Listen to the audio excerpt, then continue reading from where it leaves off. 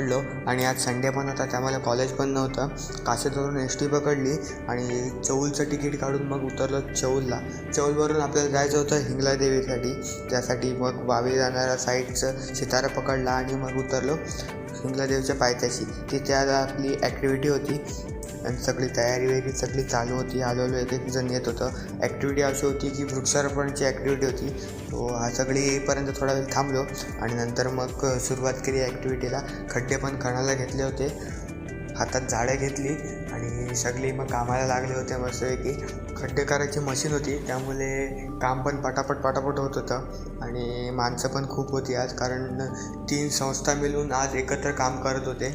Activity complete झाल्यावर मग आम्ही मंदिरात जायचं ठरवलं. मंदिराच्या पायऱ्या चढायला घेतल्या आणि मंदिरात गेल्यावर समजलं की मंदिर बंद होता. तो बाहेरूनच दर्शन घेतलं मंदिराचं आणि मग बाहेरचा सगळा परिसर बघून घेतला.